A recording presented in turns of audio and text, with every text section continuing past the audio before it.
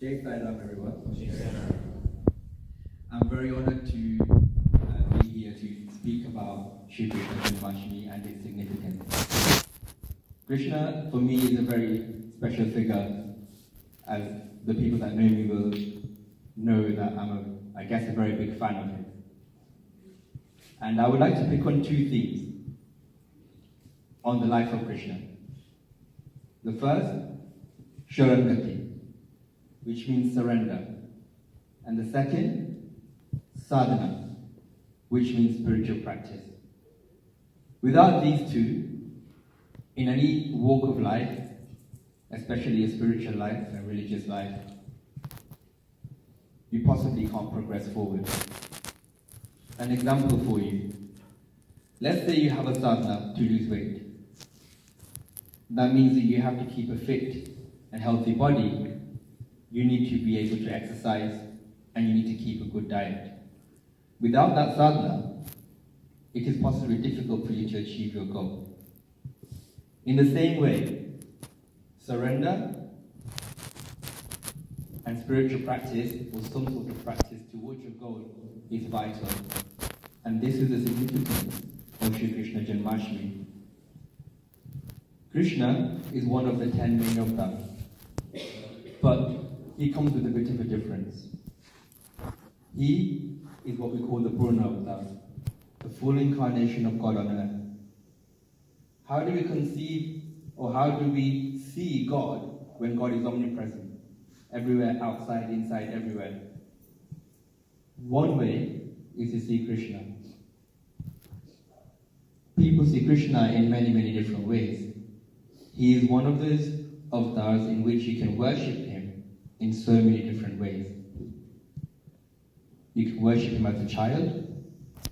As you know, people have a baby Krishna at home, and you can worship him and serve him in that way. You can worship him as your best friend. You can worship him as your love. You can worship him as your guru. You can worship him in so many ways, and you can access him in so many ways. So what does Baba say about Krishna? Well, Krishna was born to dispel darkness. He said, Krishna is one that cultivates. What he does is he removes the weeds of your bad qualities and he pours love into the soil. And then he plants the seeds of devotion. Krishna is the one who is all attractive. As you can see, and when you ever see any image of Krishna, he is very beautiful. He is a god that you go and see in the temple who is fully decked out with jewelry, crown, everything. It's because you have to see him. You possibly don't need to close your eyes to see him. You have to see him as he is. So he is all attractive. And finally, Baba says Krishna is all blissful. Krishna was born on the dark half of the moon, and this is what I want to talk about a little bit. He was also born at midnight. He was also born in prison. He was also born with death on his head because his maternal uncle, his mama, wanted to kill him. So with so much misfortune and born in this way, when you look at Krishna's life, he lives life smiling away. No matter what challenge Krishna comes across, he gives us an example of how to deal with those challenges. Krishna gives the gift of Bhagavad Gita, a very significant message for today, for whatever age you are, whoever you are. He gives this message to Arjuna. Arjuna is a symbol of Sharangati, of surrender. Because Arjuna first has to surrender to Krishna for him to receive the message of the Gita. How does Krishna test him? This is the real question. How does Krishna test him?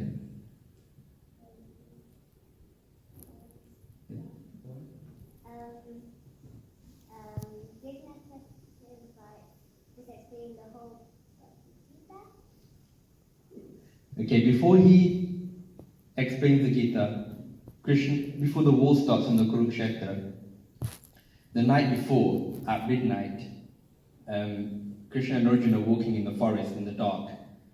And Krishna asks, I'm sorry if I get these the wrong way around, but Krishna basically asks, Arjuna, what's that bird? Okay, and Arjuna says it's a peacock. And Krishna says, no, it's a dove.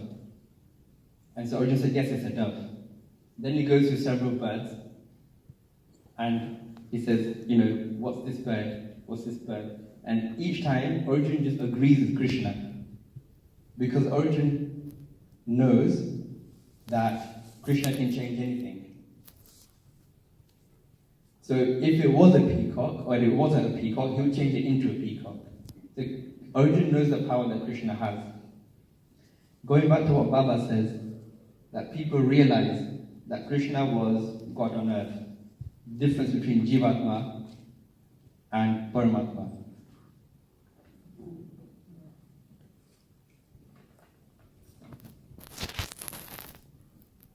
The difference between Jivatma and Paramatma.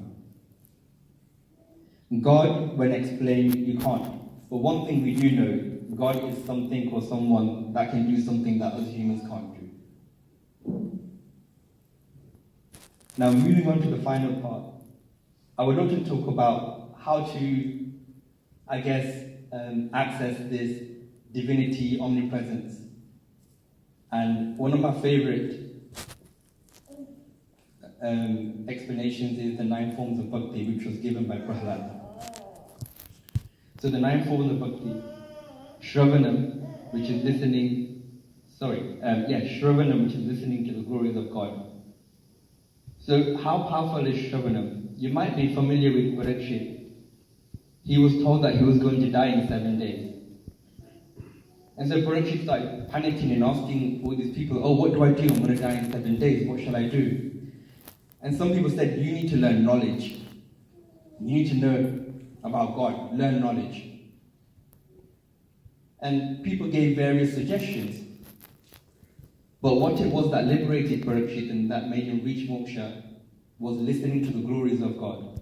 Listening to the glories of the Lord. So on his 7th day when he did go, he was actually liberated. He had moksha. So it starts off with something easy, which is Shravanam, listening. Kirtanam, singing. We all know Mirabai, the power of her devotion. Mirabai drank the poison and the poison was turned into nectar. Smaranam, which is thinking of him, which is repeating the name.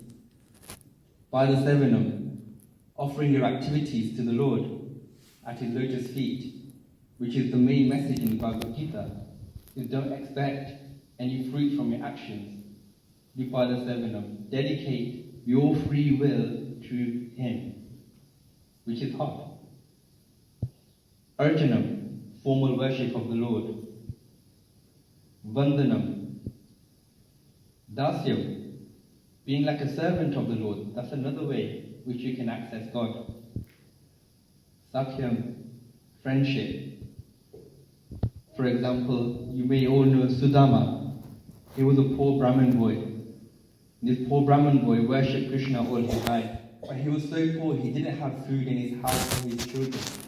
His wife nudged him and said, you need to go and see Krishna. He's your best friend.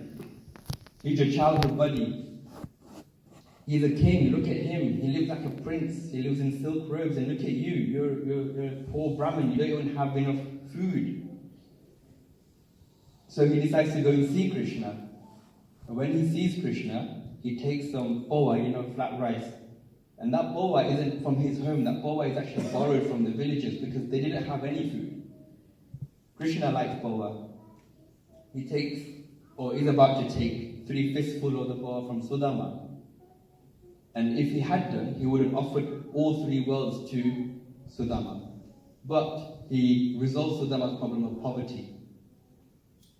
And one way is to chant his name as a friend.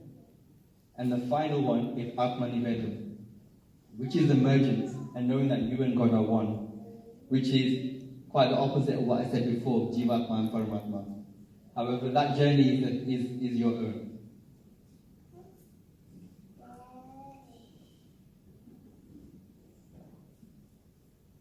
So finally, the message of Krishna Janamasthami. There are so many examples, and there are so many things I would like to have spoken about. I would just like to say, happy birthday to Krishna, although he's not born. Happy birthday to Krishna, and then we move on to the next part of the program. Jai Sai Ram.